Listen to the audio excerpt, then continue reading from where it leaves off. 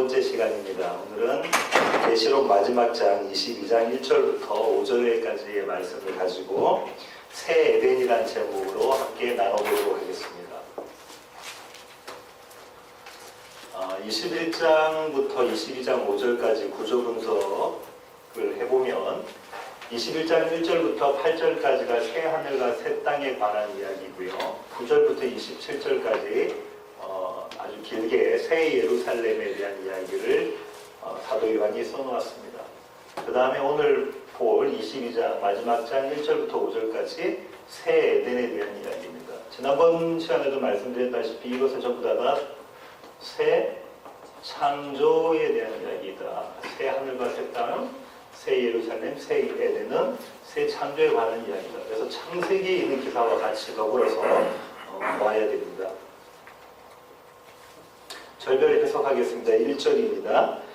또 그가 수정같이 맑은 생명수의 강을 내게 보이니 하나님과 및 어린 양의 보좌로부터 나와서 생명수의 강, 이게 키워드이죠. 1절에 생명수의 강.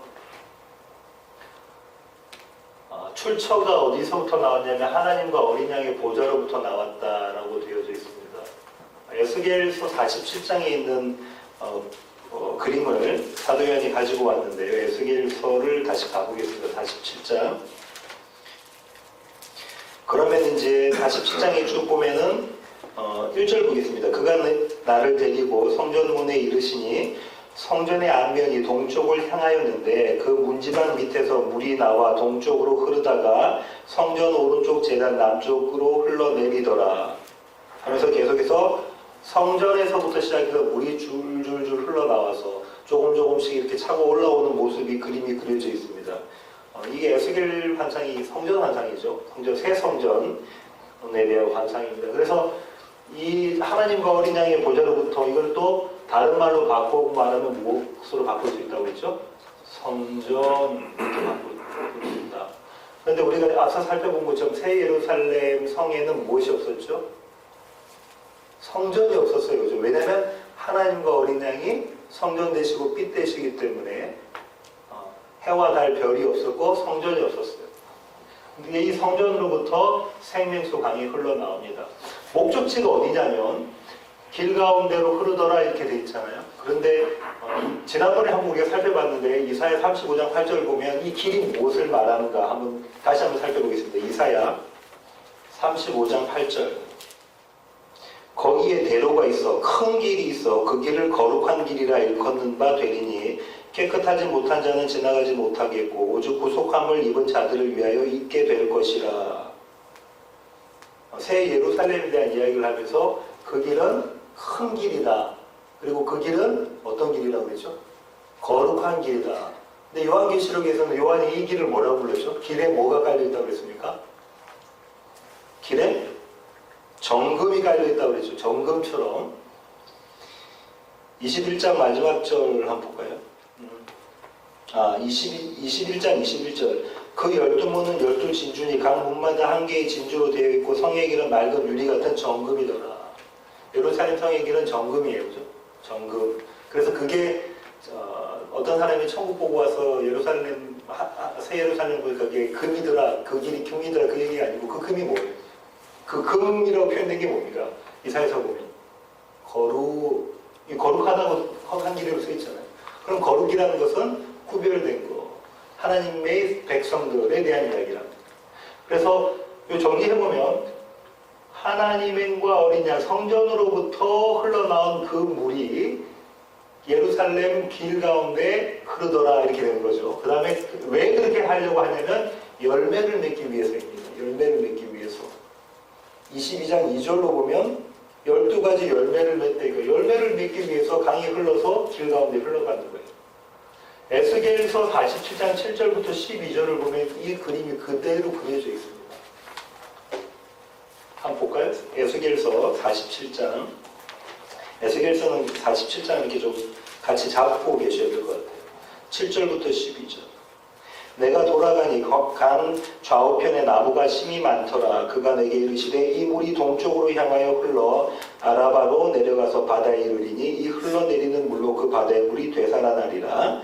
이 강물이 이르는 곳마다 번성하는 모든 생물이 살고 또 고기가 심이 많으리니 이 물이 흘러 들어감으로 바닷물이 되살아나겠고 이 강이 이르는 각 처의 모든 것이 살 것이며 계속해서 이야기가 나오죠. 12절 볼게요. 강 좌우가에는 각종 먹을 과실나무가 자라서 그 잎이 시들지 아니하며 열매가 끊이지 아니하고 달마다 새 열매를 맺으리니 그 물이 성소를 통하여 나옵니다. 그 열매는 먹을 만하고 그 잎사귀는 약재료가 되리라. 나중에 약재료에 대한 얘기가 또 나옵니다. 이 본문을 그대로 사도 요한이 끌고 와서 지금 이야기하고 있는 거예요. 그러니까 무슨 얘기를 하고 있습니까? 사도 요한이 에스겔은 무슨 얘기를 하냐면 성전으로부터 나오는 물이 흘러나가서 그 흘러다니는 것보다 생명이 살아나는 그림이 그려져 있어요. 그죠? 고기들이 살아나고 나무가 살아나고 열매를 내고 그런 그림이 그려져 있다. 그죠? 그럼 여러분이 무슨 생각을 해야 되냐면 창세기에서 하나님께서 주신 명령에 대한 생각을 하셔야 돼요. 번성하고 충만하고 그런 그림 무엇으로? 이 생명수의 강으로 그 그림이 그려져 있어야 됩니다. 마지막에 제가 결론 시간에 좀 말씀드릴 텐데 그 다음에 또 생명수 강에서 중요한 거는 생명수 강이라는 게 그럼 도대체 무엇이냐. 각자들이 공이 성령이라고 이야기를 합니다. 성령이라고 이야기를 해요. 그리스도의 영이라고 이야기하고요. 요한복음 7장 37절부터 39절 한번 볼까요? 명절 끝날 곧 큰 날에 예수께서 서서 외쳐 이르시되 누구든지 목마르거든 내게로 가서 마시라. 나를 믿는 자는 성경에 이른 것 같이 그 배에서 생수의 강이 흘러나오리라 하시니 이사야에 있는 말씀입니다. 12장 3절 이는 그를 믿는 자들이 받을 성령을 가리켜 말씀하신 것이라. 생수의 강이 흘러나올 것이다.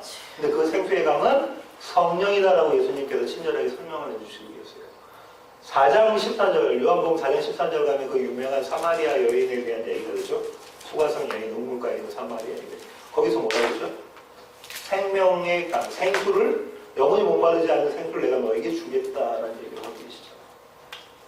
이 그림이 일단 그려주셔야 됩니다. 생명수 1절에 있는 그림이 성전으로부터 하나님과 어린 양으로부터 흘러나오는 성령이 생명수가 아니라 성령이 어디로 목적지를 갖고 있는 거예요? 새 예루살렘을 목적지로 우리를 저와 여러분 교회를 목적지로 해서 흘러나오고 계셔서 거기서 하시는 일이 뭐예요? 열매를 맺고 번성하고 충만하게 하기 위한 것을 하고 계시는 그림이 그려져 있는 겁니다. 지금 창세기하고 염두에 두시면 그 그림이 그려져 있는 거예요. 자, 그 다음 계속 보겠습니다. 2절 2절 한번 읽어보겠습니다. 길 가운데로 흐르더라. 강 좌우에 생명나무가 있어 12가지 열매를 맺되 달마다 그 열매를 맺고 그 나무 잎사귀들은 만국을 치료하기 위하여 있더라. 12가지 열매가 나왔어요. 성경에서 12이라는 숫자가 의미하는 게 뭐라고 그랬죠? 12. 아들의 수다, 그죠?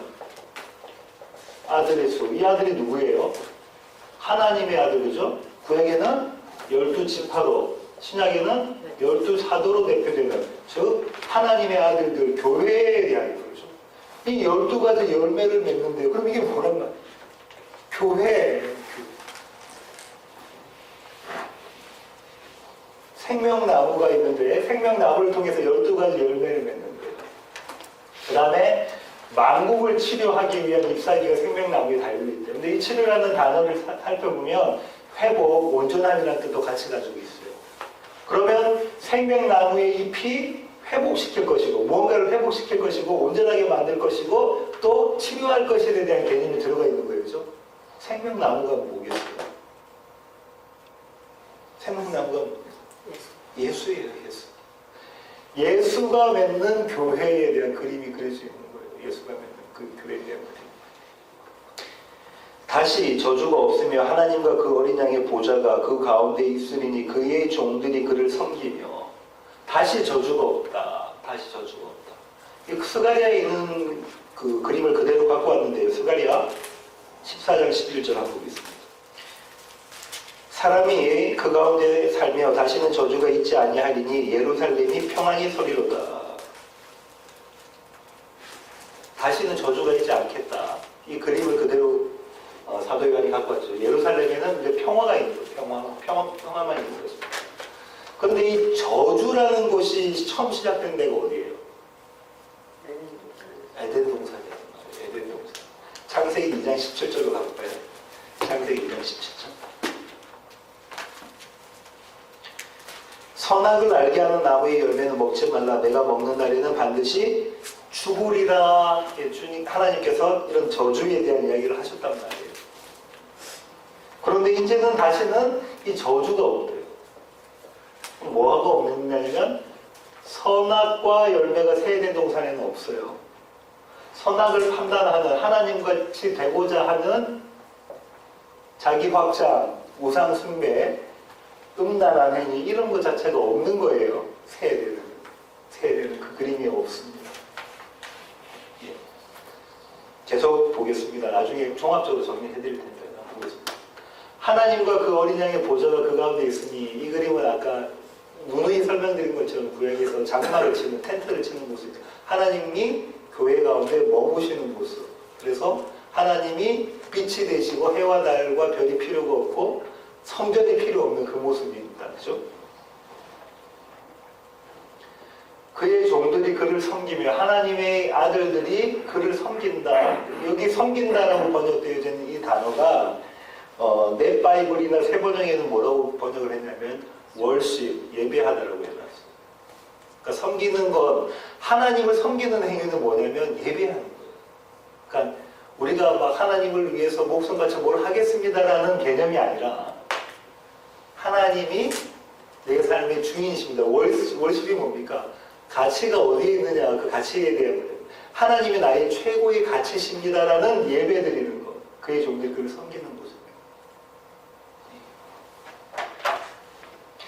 그래서 이걸 잘못 해석을 하면 하늘나라에 가서 상권 많이 받으려면 교회에서 일을 열심히 많이 해야 된다. 이렇게 생각을 해버린다는 거예요. 섬기다 이렇게 되기 때문에. 그렇지 않습니다. 4절 한번 보겠습니다. 그의 얼굴을 볼 터이요 그의 이름도 그들의 이마에 있으리라. 그의 얼굴을 볼 터이요.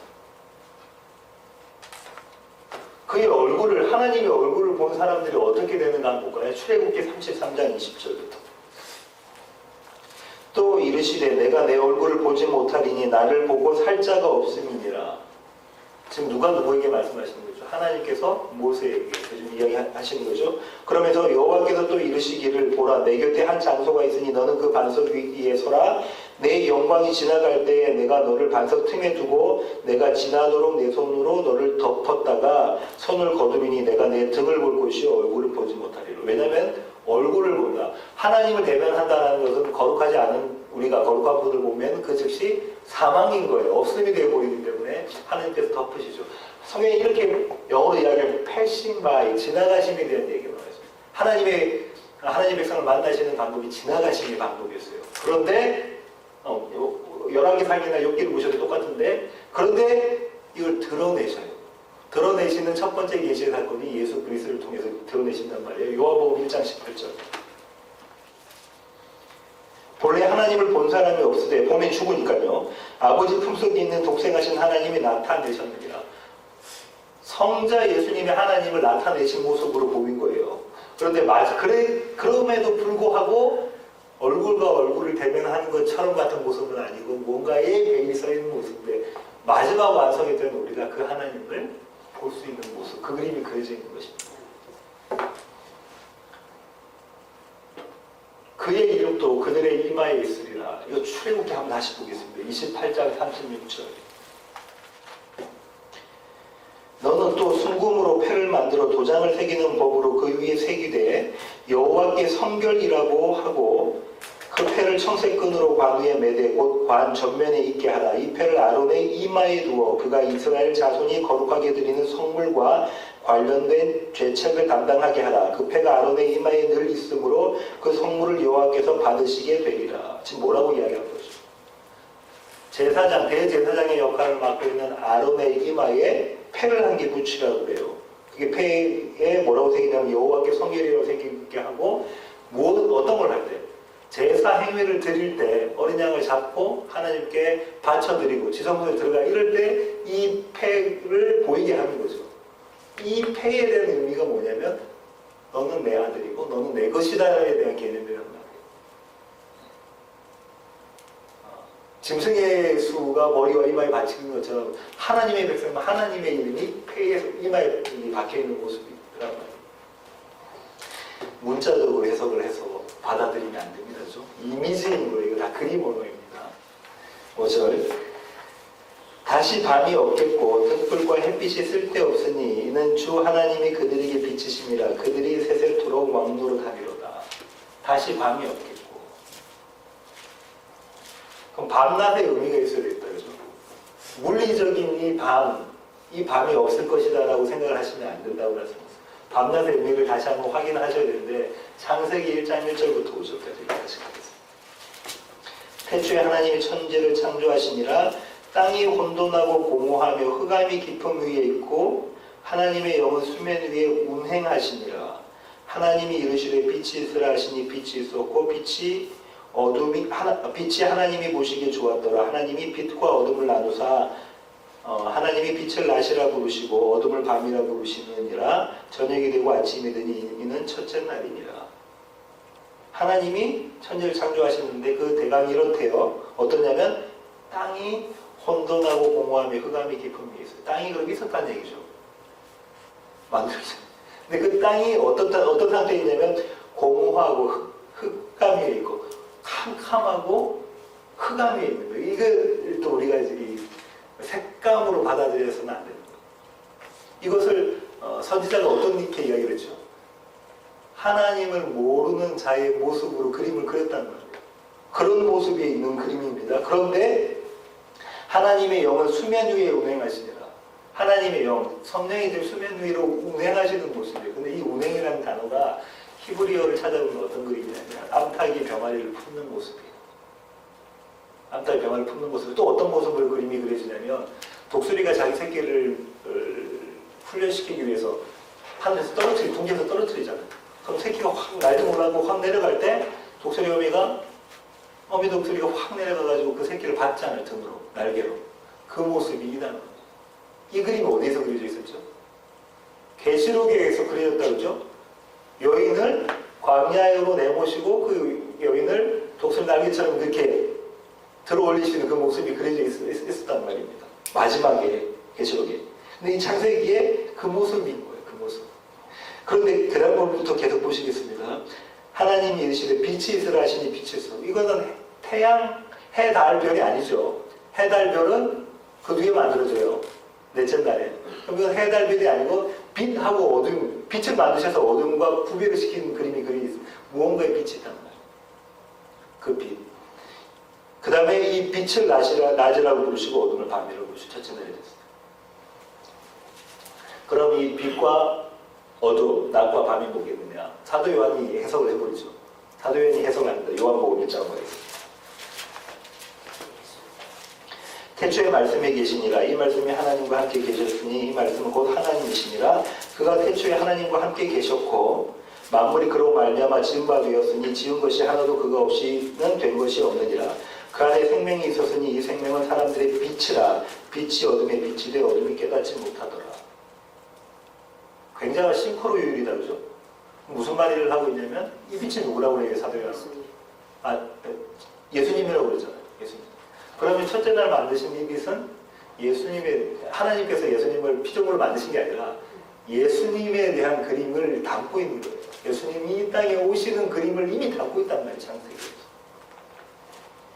그렇게 해서 빛이 없어요. 그냥 다시는 밤이 없어요. 그 얘기는 새 에덴, 새 예루살렘, 새 하늘과 새 땅에서는 이미 하나님의 택하신 백성들, 하나님의 백성들, 그리스도의 피로 사신 백성들만 있으니까 거기에서는 밤이 없는 거예요. 밤이 없다는 얘기는 뭡니까? 모두 다 하나님을 찬양하고 하나님을 예배하는 자들의 모습이다. 그 교회가, 그 공동체가. 그 모습이 그림이 그려져 있는 것입니다. 계속 보겠습니다. 세세토록 왕노릇하리라. 이걸 가지고 이제 또 신학자들도 이야기가 많아요. 어떤 왕노릇이냐면 믿는 사람들이 믿지 않는 사람들한테 왕노릇하는 것. 첫 번째가 좀 만화 같죠. 지금 너희들 이 땅에 살면서 예수님 안 믿었으니까 내가 이제 예수님 믿었으니까 너희들은 내 종들이고 이거 가져와 저거 가져와 이렇게 생각하는 신학자들이 그렇게 생각하고 그렇게 생각하는 목사님들이 많아서 설교를 그렇게 하죠. 그런 모습 아니에요. 또 어떤 신학자들은 믿는 사람들끼리 서로 왕노릇을 한다는 거예요. 서로 왕노릇을. 이 왕노릇은 어떤 왕노릇일까? 이미 우리가 계시록에서 살펴봤습니다. 그렇죠? 예수님께서 하셨던 왕노릇은 어떤 왕노릇이죠? 나는 죽고 아버지의 명령에 순종하는 모습이라죠. 그러면 이것도 왕노릇도 나는 죽고 그리스도가 사는 모습이겠다. 이 모습이 계시록 4장 5장에서 나왔다. 그렇죠? 어떤 모습이었습니까? 내가 내 왕관을 하나님께 돌려드리는 모습으로 왕노릇하는 모습. 그럴 때 주님께서 뭐라고 말씀하십니까? 요한복음에 봤던 21장에 네가 나의 보석 보배다 그렇게 말씀하고 계시고 이렇게 왕노릇을 한다. 세세토록 할 것이다. 영원히 할 것이다. 결론을 좀 이야기를 하겠습니다. 새 에덴과 새 창조, 새 에덴이라는 것은 새롭게 창조된 에덴이다. 그죠? 이런 이야기들을 하는데요. 종말은 창조를 완성하고 창조는 종말을 전망한다. 원래는 라틴어로 되어 있습니다. 종말은 창조를 완성하고 잘 보십시오. 이게 창조예요. 이게 종말이에요.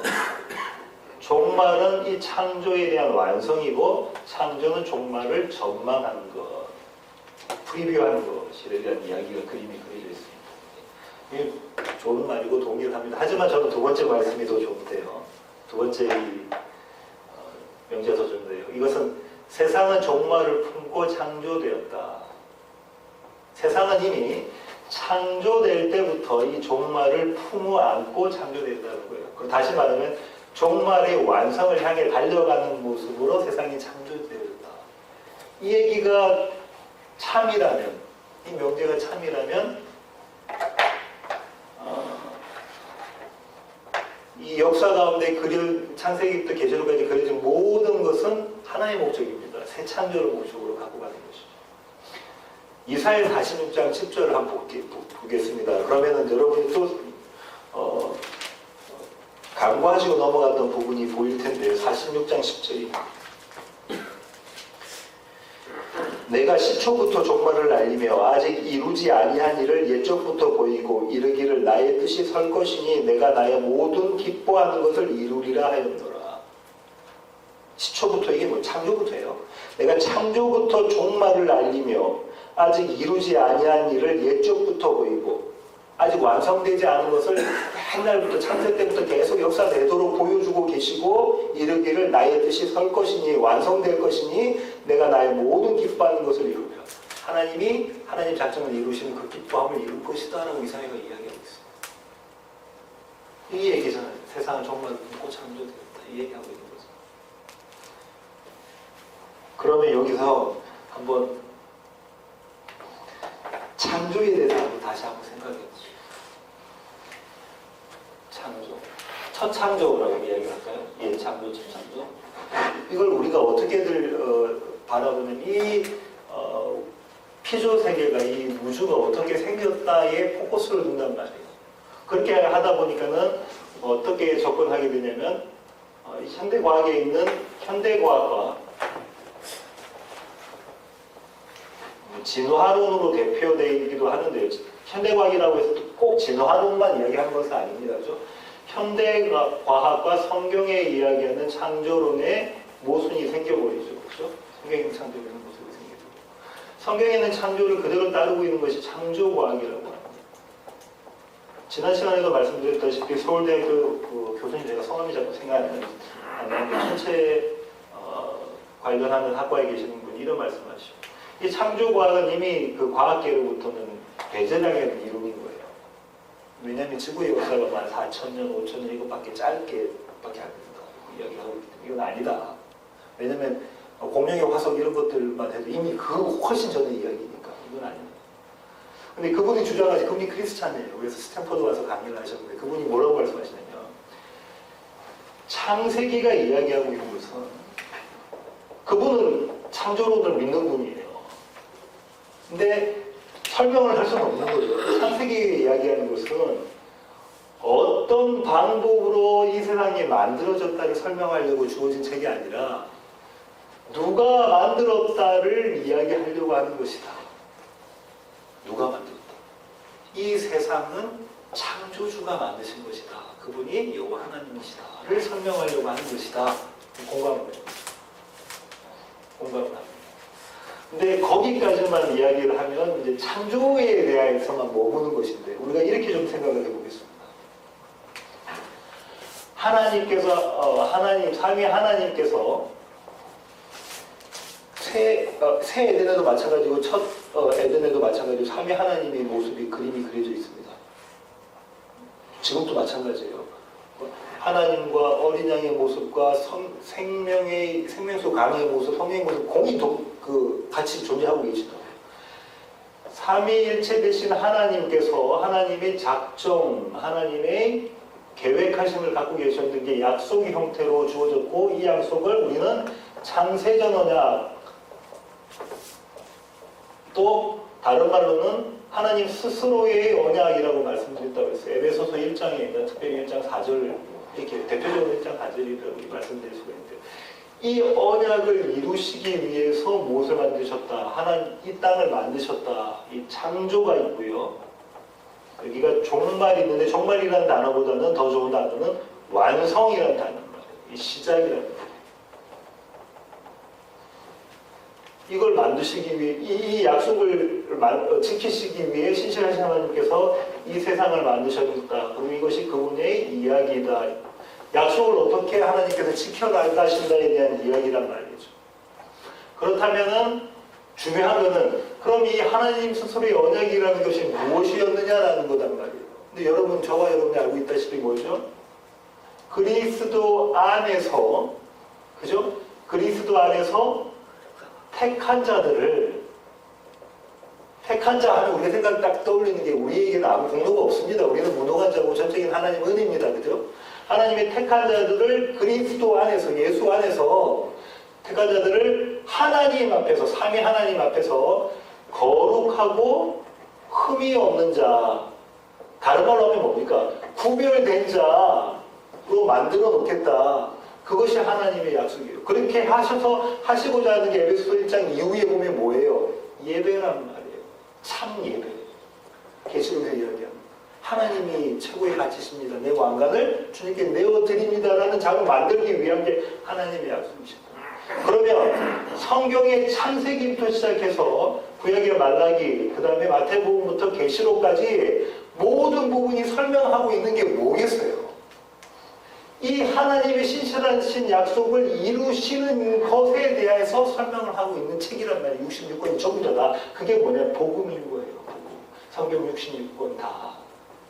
다른 얘기를 하고 있는 게 아니라.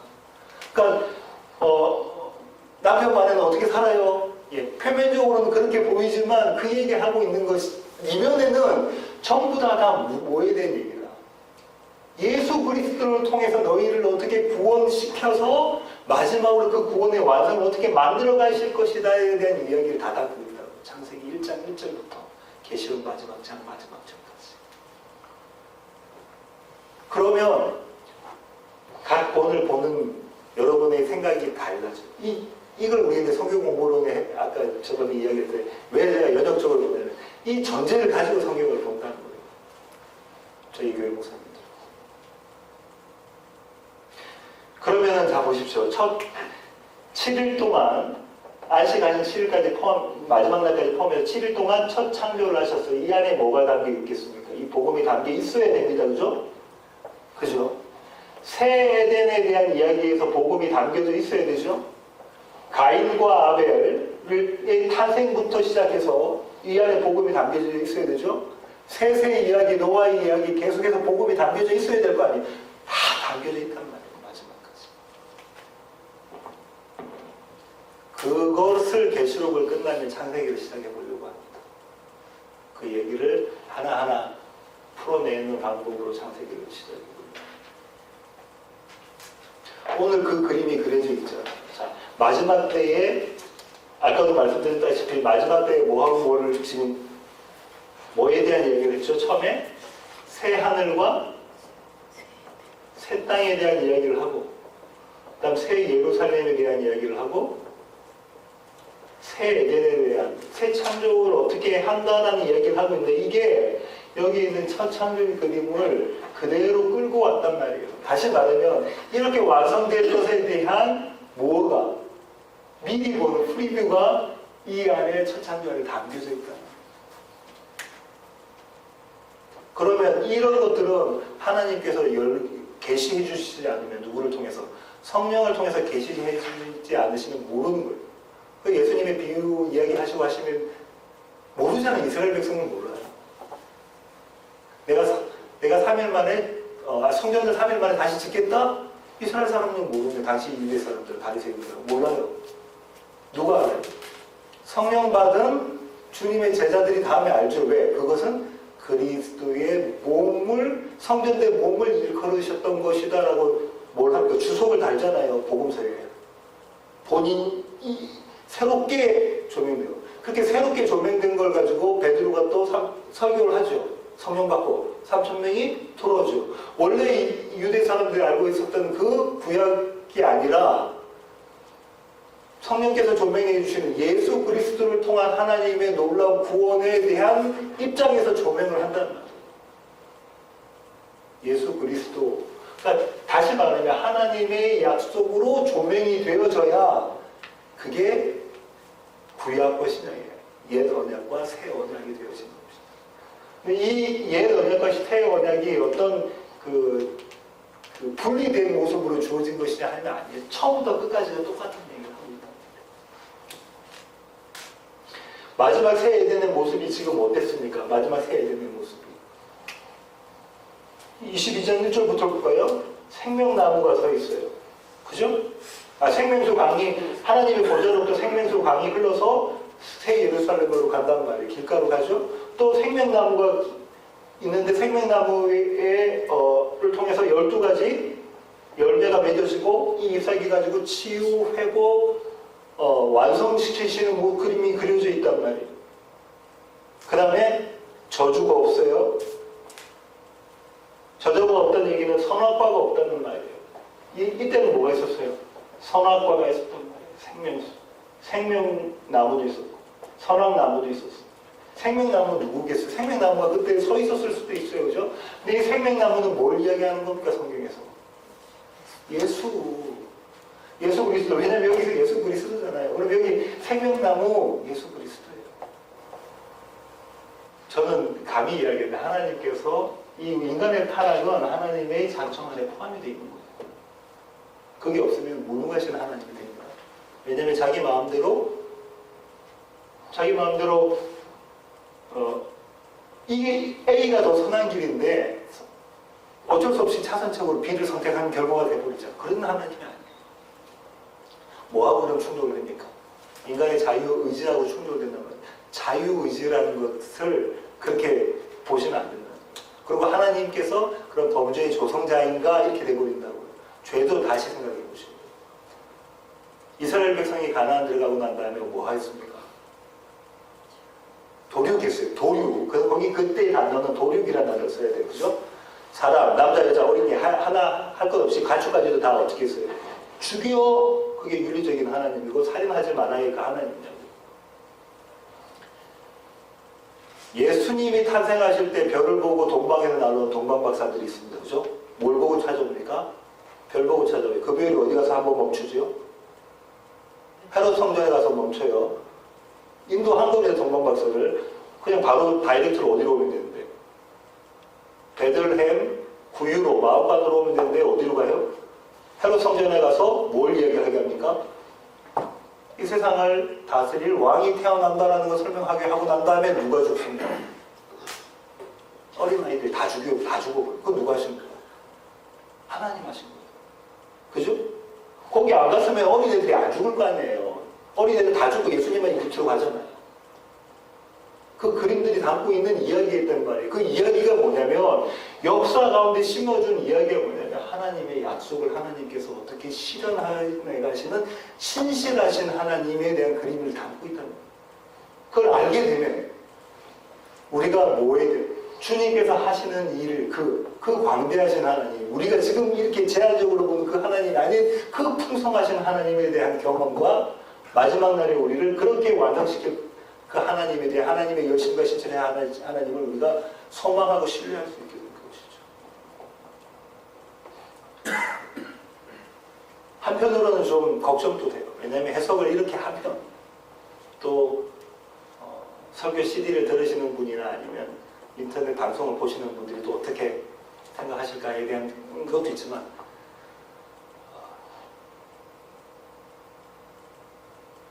복음에 대한 것을 바르게 선포해야 되겠다는 생각이 더 앞서기 때문에 그리고 또 그렇게 생각하시는 분들이 이제 자꾸 많아지고 있습니다.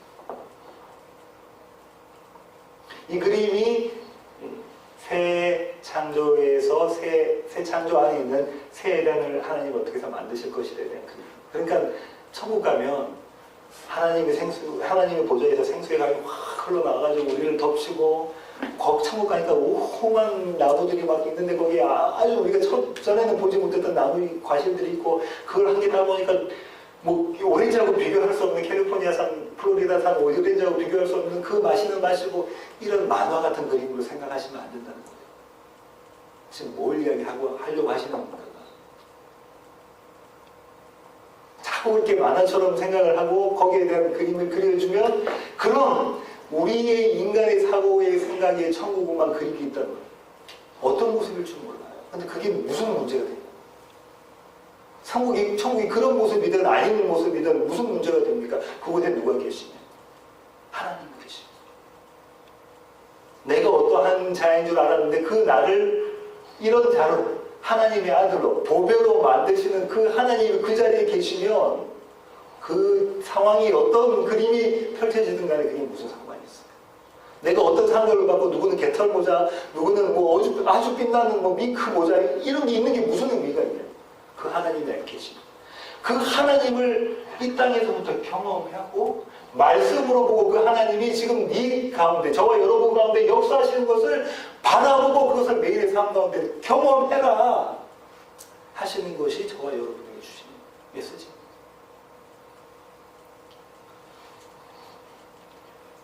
이 하나님의 놀라운 이 구원의 풍성한 이야기가 저와 여러분에게 매일 삶 가운데 체험되어지고 그 체험을 또 우리 주위에 있는 이웃들에게 흘러내보낼 수 있는 저와 여러분이 되기를 원합니다. 오늘 짧지만 여기까지 하도록 하겠습니다. 기도하시겠습니다. 은혜가 풍성하신 아버지 하나님 감사합니다. 하나님 저희가 미련하여 저희 지혜와 능력으로 하나님의 말씀을 받을 수 없사옵니다. 하지만 성령 하나님께서 우리 가운데 계시해 주셔서 하나님의 말씀이 무엇인지 그 놀라운 은혜가 어떤 것인지 깨닫게 하여 주시니 또 앞으로도 깨닫게 하여 주실 것이니 그로 인해 주님 저희들이 감사를 드립니다. 하나님 다른 것들을 바라보지 않게 하여 주시고 오직 예수 그리스도와 놀라우신 하나님을 바라보는 저희들의 삶과 믿음 되게 하여 주시옵소서.